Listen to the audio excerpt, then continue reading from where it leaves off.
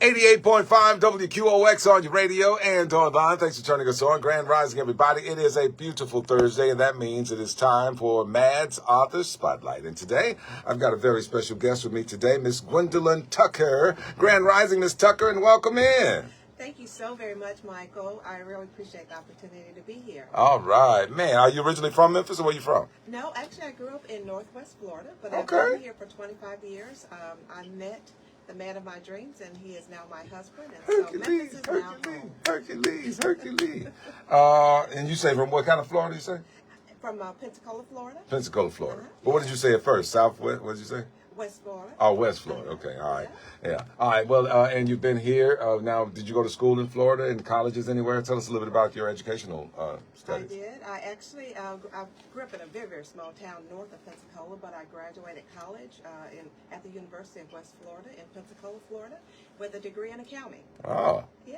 And of course, after you got out of college, then, of course, you got into life, right? Absolutely. I actually spent my corporate career almost 25 years in paper manufacturing, starting in college.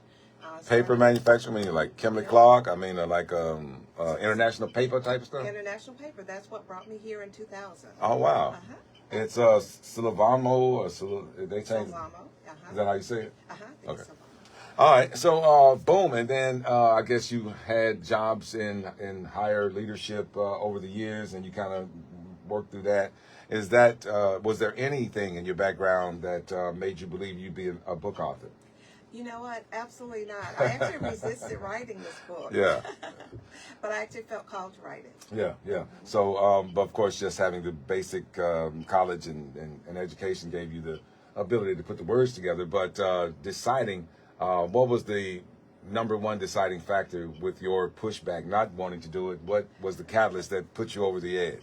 I was telling someone before that when I contemplated writing a book, I actually started as a blog. Okay. And I was curious. I wondered, I said, who would read it, right? Mm-hmm. But as I began to work with other leaders after I left corporate, starting working with other leaders, I realized, and my experience was that I was tapped on the shoulder for my leadership experiences and roles. And so you're saying people kept coming to you for advice, coming to you for information and stuff. Okay. Absolutely. And I also found that oftentimes new leaders are promoted, and it's like being thrown into the deep end of the pool without having swimming lessons.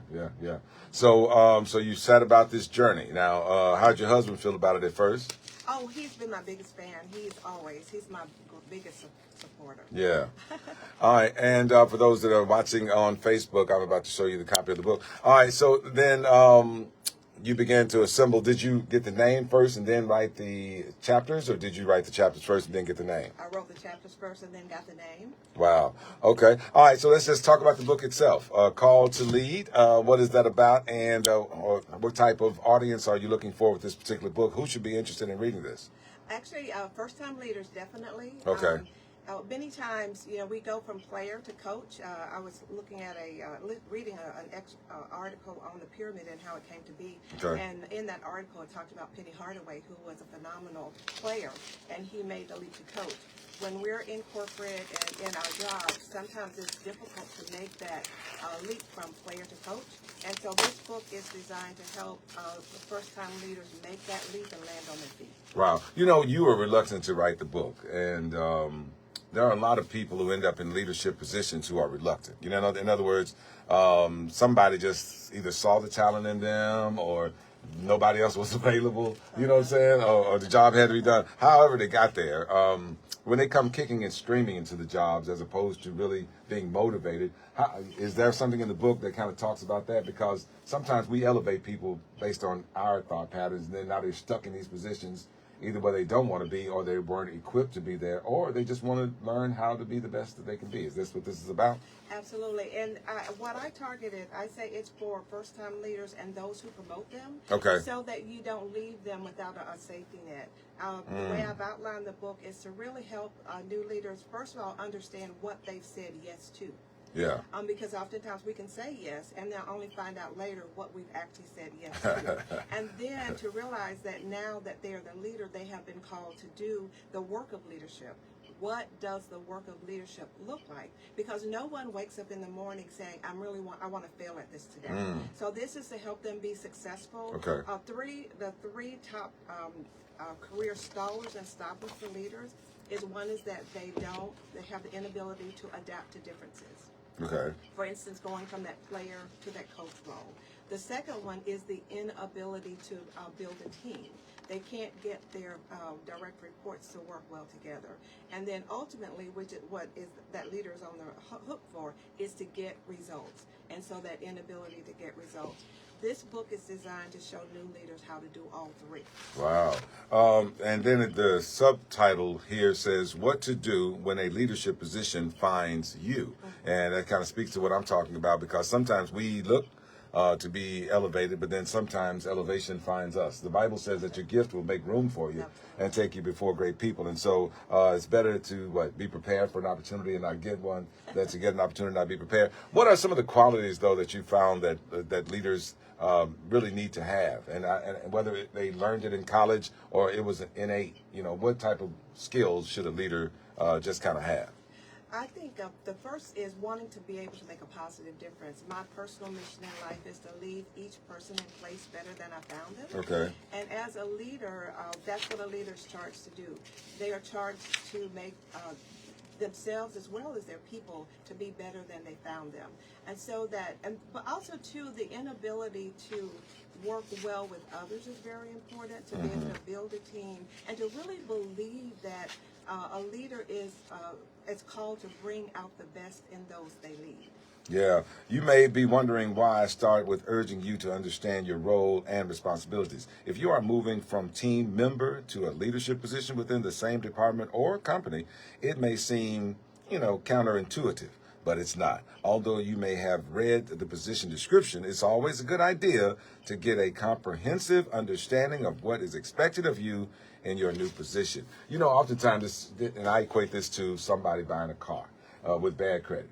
In other words, you just so happy to get a car, you ain't even asking a whole lot of questions. You know what I'm talking about? You trying to get on up out of there. I ain't scared of y'all now.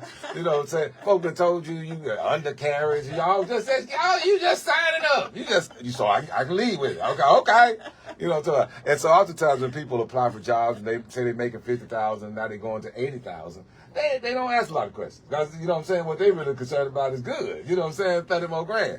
30 more grand. But there may be a lot of stuff fine print in there that causes them problems later on. So how do we go about asking those questions when we are just excited to be in the door?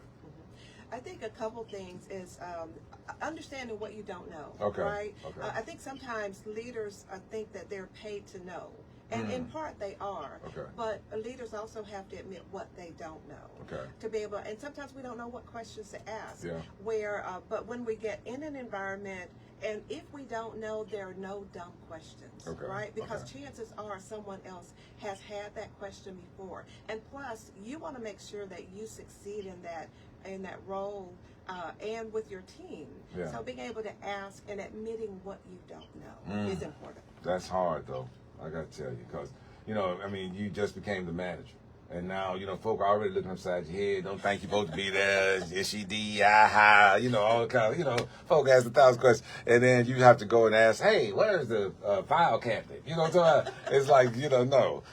So are there some nuances to that? Because, again, people can look at you some kind of way if you're asking the questions that they assume you should already know. Is it the fact that you should ask certain people? Maybe the people that hired you because they know what your responsibilities are as opposed to your underlings. I don't know. How does that work? How do you go about asking those questions? One of the most important relationships is your relationship with your boss and your direct report, who you report to. Because they're the ones who are setting the expectations, and they're the ones who will evaluate you on your performance, right? Okay. And so being able to establish a great relationship with that boss once you go in to the role is very important, and keeping that conversation going. It's not one and done. Yeah. Oftentimes new leaders want to go in and actually start changing things from day one. But it's really important for your first 60 to 90 days to ask a whole lot of questions so that you can know and identify what is working, what is not, and how can you make things better, not worse. Wow. Okay, that's good. And then you've gotten broken down into step 1, prepare to succeed, prepare to lead, prepare the team, and then step 4, prepare to archive. What is that Achieve. about? Achieve. I'm sorry. Prepare, no. Achieve. All right. Well, we know what that is. And then leadership vault. So this book then can take us through the process of getting into the space. Should we read this before we get leadership roles? Do you think we should read this during the leadership roles? After we get through so we can coach others? I think really all three. Okay. But if you are a new leader, if you're an aspiring leader, it's a perfect book for an aspiring leader and for first-time leaders, right? I have that leadership vault section in the book. And from my own experiences, I actually started reporting to a gentleman who told me I was not his first choice because my appointment on his team was not his decision. But I had to overcome and be able to work with that gentleman because quitting was not an option, right? So the leadership vault is designed is to share about my experiences, those things where I had success, but also more importantly where I failed. And what I would do differently, and what I learned from that experience. Okay. What is the SWOT? Am I saying it right? Yeah, SWOT? What is that? It is actually strength, weaknesses, opportunities, and threats. When we go into a new role, we always take strengths in there, but we also have to acknowledge where our weaknesses and how do we minimize them so that our threats don't overtake us, and we can take advantage of our opportunities. Yeah. What's a good answer to that question when you in an interview and the folks say, "What are one of your weaknesses?" Well, my weaknesses, I care so much about my paycheck that I be here every day. Okay. What's a good answer to that? How do you deal with that? I think first of all, being honest. Okay. Right. Okay. And many times I coach individuals to take a strength. For instance, when someone says, I'm a person who works to get until I get the job done. Okay. And sometimes that requires working extra hours and going overboard, going past time or what have you. But I encourage people to be honest, first off, and I encourage people to share something that they do consider to be a weakness that they're working on, but not something that would derail them in that opportunity. Yeah, I'm always late. Oh, wait a minute, hold on. You know what I'm saying? No, bro, you gotta say that a different way. Yeah. All right. Anyway, all right. So now, where is the book available?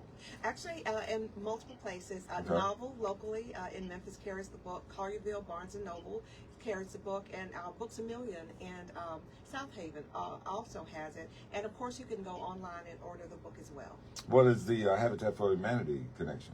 That is with the publisher. Okay. The publisher is a supporter of Habitat for Humanity. Okay. All right. So now let's get into the nuts and bolts of the actual production of this, and So you say you wrote the chapters first, and then you got the name. Yes. How did you write the chapters? Based on what? Just. So actually, it started as a blog, and I really resisted writing this book, right, for a long time. But one day, as I was sharing with someone earlier, around 2021. I actually was reading in my quiet time and stumbled across Jeremiah 30, verse 1. And it says, "And the word of the Lord came to Jeremiah, saying, put what I tell you in a book." So that was my confirmation to proceed with the book. One of my mentors who was on his third book introduced me to this publisher and also his editor. Can we say the names?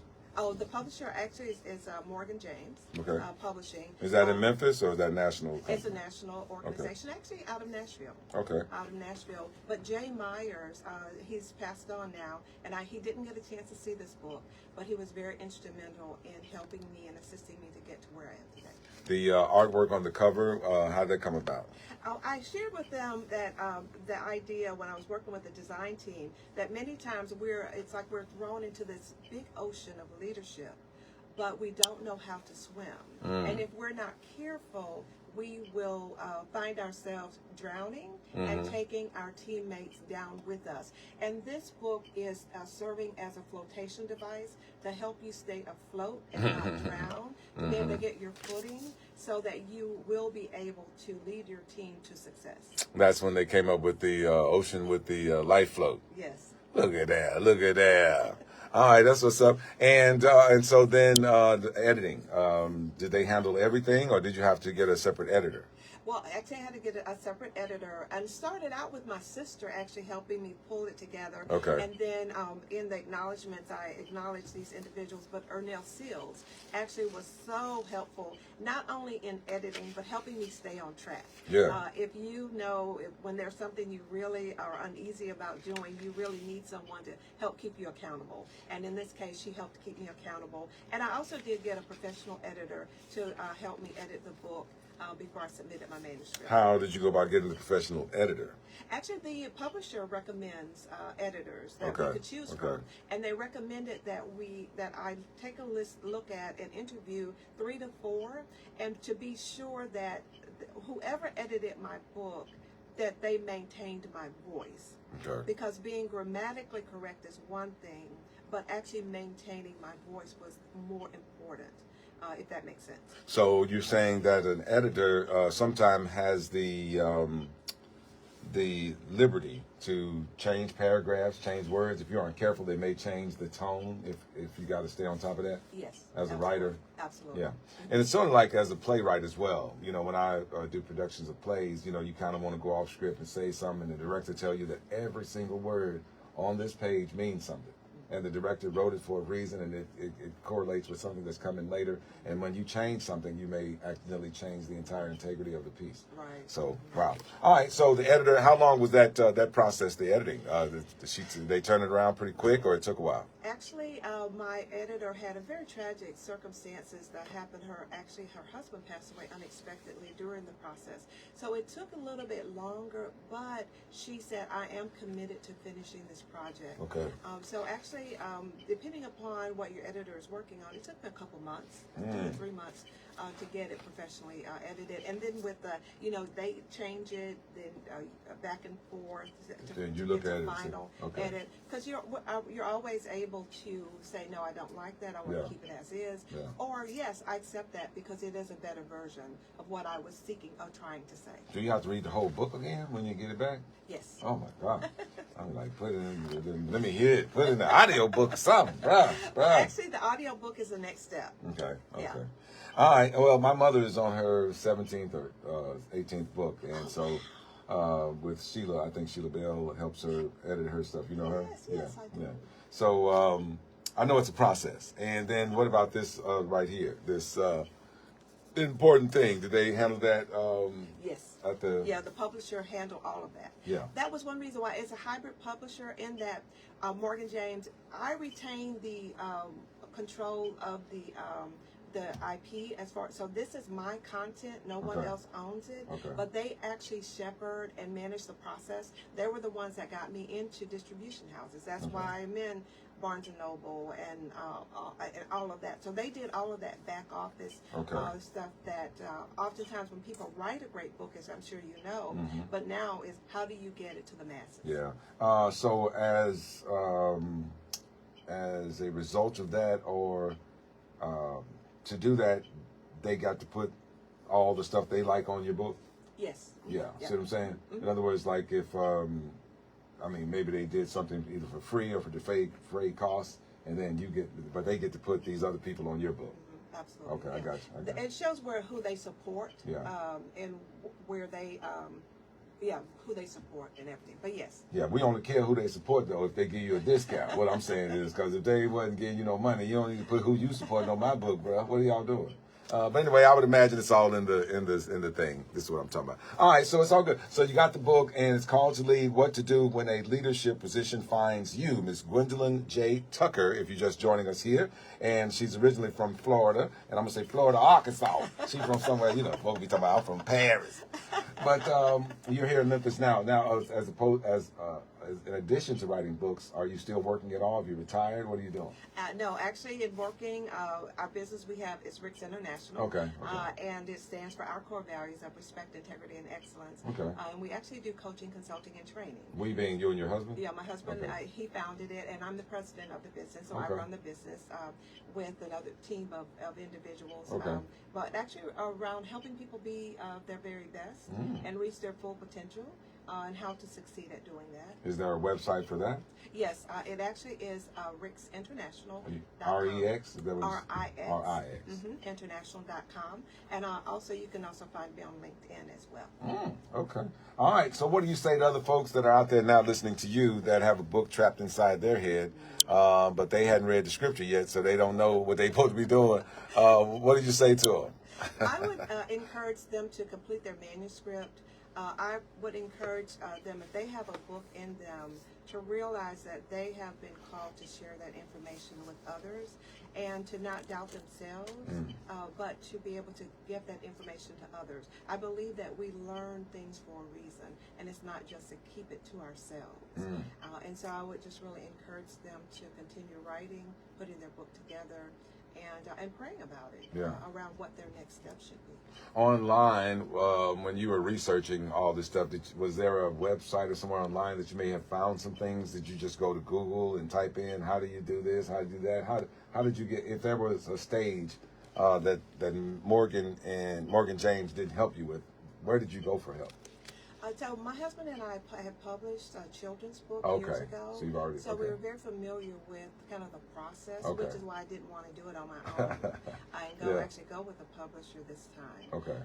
But for instance, the foreword, like if there was a question about the foreword. But that was another piece around working with this publisher, is that if I had a question, they could point me to templates or information, which was another piece that I enjoyed about working actually with this particular publisher. And don't say a cost or anything, but was it a retainer on the front end to deal with the publisher, or is it something on the back end? How does that work? Couple things. That there is a retainer on the front end, and then actually, as in book sales, a portion of the book sales, there's a cost for the book, and then the royalties, that difference comes to me. As far as the books, I also have a commitment to actually purchase books over a certain period of time, and I can sell those books on my own for whatever I want to sell them for, or give them away. So there are commitments on the front end as well as on the back end. And then they concede certain things, and then you concede certain things. And then it's a win-win for everybody. All right, that's what's up. All right, and let me ask you a question off the book subject just for a second. Working with your spouse, how do you navigate that, and what do you say to others about possibly getting into that situation? One of the things, after 25 years in corporate, right, I actually joined my husband in business. And it was actually the best thing for our marriage. Because for the first several years of our marriage, we worked together. And so we had to iron out things as they came up. We got a chance to know each other in ways that we would not have gotten to know each other going to a work or a job every day. I'll say it that way. And the other piece, too, was another couple, a friend of mine. She worked with her husband, and the advice that she gave me was, she said, Gwen, remember, he is your husband first. He's not my business partner first. He's not my colleague first. He's my husband first. And I believe that bit of advice, along with our commitment to make sure that we had a healthy marriage, is what caused us to be successful. And even today, someone asked him one time when we were doing a class, he said, man, how in the world do you work with your wife?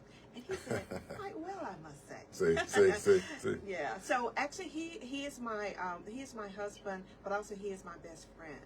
And so we work well together. When disputes come up or differing of opinions, is he your husband first then? I mean, about business, or do you say, hey, no? I mean, when you stand firm on something and you really believe it should go this way, and he thinks it should go that way. It's one thing in husband and wife dynamics, that kind of leadership kind of stuff, but in business,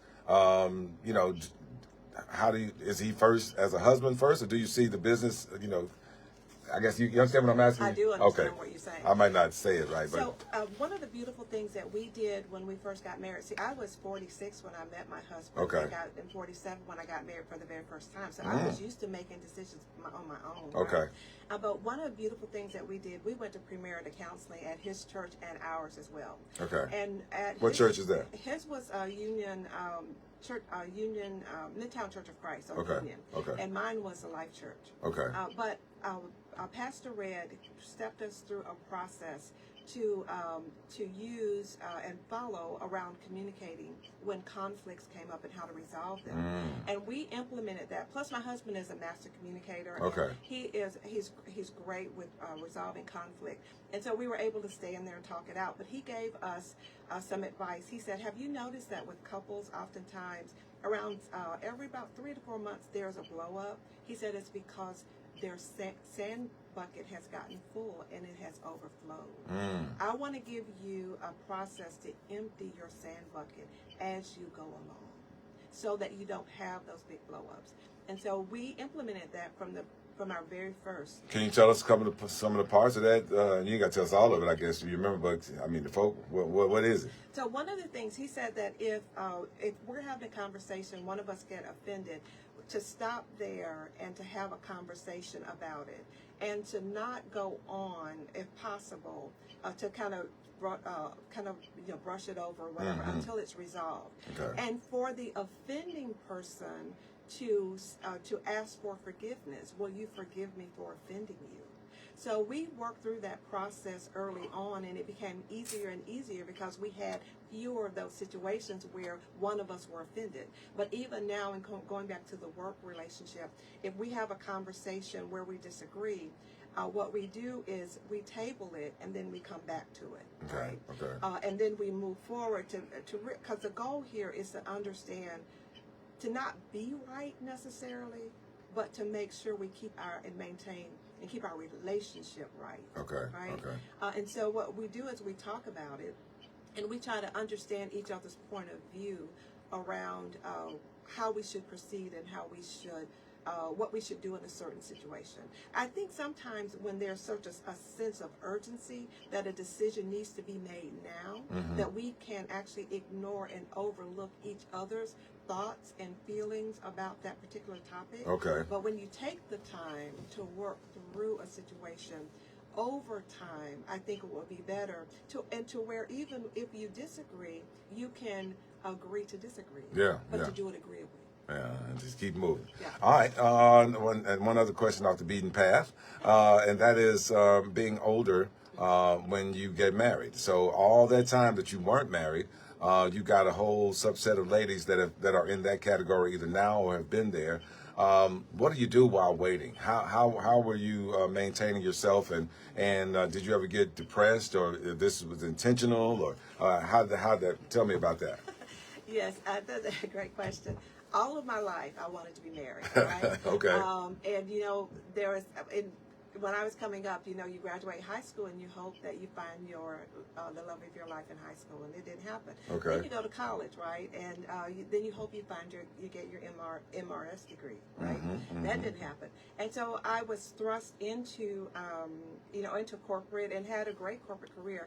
And it was very trying. Okay. Because even though I was successful from a professional standpoint, I really felt that from not being married I always wanted to be married. Okay. But what do you think that came from? Just seeing other people, or just fairy tales, or you saw Aladdin, or what's going on? I really think it was a God-given desire. Okay. Because at a point in my time, I remember I was 35, and I was just boo-hoo. I was crying, right? But I heard the Lord clearly. I was like, Lord, I'm 35, and if I'm going to get married and there's nobody in sight, He said to me, don't you know I will break the laws of nature for you? So as I would get to a hard place and difficult place in my life, I didn't want to make the wrong decisions and choose someone or be chosen by someone who was not my spouse. But it was the Lord. Yeah. It was the Lord who actually helped me. And I even prayed that He would take the desire to be married away from me if it was not His desire for me. Yeah. But it was never taken away. Okay. But yeah, so it was. I would encourage women who are waiting to actually surround themselves with women who can be supportive, but also supportive in their decision around waiting and following the Lord's lead. Yeah. Instead of just jumping into a situation that's not the right one for them. Sometimes you can get thirsty and make the wrong choice. I got you. Well, I definitely appreciate you being candid in those moments, and hopefully somebody gleans some encouragement. But if you just wait and you are authentic in your waiting, then I think that it'll happen for you. All right, so if you're just joining us, I am talking with Miss Gwendolyn J. Tucker. Is it Jill? Joan? Joyce. Okay, Joyce. Okay, all right. Miss Gwendolyn Joyce Tucker. She's got a book called "Called to Lead: What Do You Do When a Leadership Position Finds You?" and it's available wherever fine books are sold. How can I keep up with you? You got a social media presence or anything? I do. LinkedIn is one of the best ways to reach out. So if you're on LinkedIn, I would love to hear from you. Okay. But LinkedIn is the best way. Do you do speaking engagements? Your husband? Do y'all come out and talk with civic groups and different people or whatever? Yes, absolutely, we do. How can they access that? Same. The same way. They Okay. can contact me on LinkedIn, and I will follow up and get with them. Follow you on LinkedIn under what? Gwendolyn J. Tucker? Gwendolyn J. Tucker, yes. I don't even know how LinkedIn works. You just type a name in and you'll pop up? Is that how it works? Yes, sir. Yeah. Obviously, I'm not LinkedIn. Peter! Anyway, all right. So, boom, that's how they can find you. And you guys are still, now, have you combined your churches or are you still at two different churches? No, actually, I made a decision. We both made a decision that I had gone to church single and by myself for all that time. Ever? Yeah. We were not going to worship separately. Okay. So what we did, we left both of those churches and found a place where we could both worship. Wow. And now we're actually worshiping at Hope. Okay. And but yeah, so we decided that going alone was not an option for us. It's not good. Oh, I ain't gonna say it's good because people make choices for themselves all the time, but it probably saves gas. How about that? All right, well, that's what's up. Any other shout outs you want to give to anybody before we leave? Just thank you. I really appreciate you for this opportunity to be able to talk with your listeners about my book. And so I just really appreciate you. Oh, wow. That's what's up. All right. Again, tell us your husband's name one more time. His name is Ricky Tucker. Mr. Tucker. Thank you so much, sir, for loaning us your wife for this 30 minutes. We appreciate that. And hopefully we'll get you on here one time because it looks like you got a lot going on as well. All right. Well, thank you again, Miss Gwendolyn Tucker. And we're going to take some photos and do our stuff. So, ladies and gentlemen in Radio Land, I'll see you guys tomorrow. I'm going to get out of here myself. Kavanji will be up. Actually, we've got Food Truck Thursday, so he may pop in for a minute, but you can find us all downtown at Court Square from 11 until 1 o'clock today. 11, 12, 1, 2. I think it's 11 to 2. So 11 to 2 o'clock today. Come on, Court Square and join us for Food Truck Thursday. And I'll see you tomorrow for Flashback Friday. Miss Gwendolyn Tucker! Thank you, ma'am. You're welcome. Thank you. All right. If it's good and it's happening in the Mid-South, it's happening on the only station you and your family can agree on, WQOX 88.5 FM, Memphis. All right. Hold on.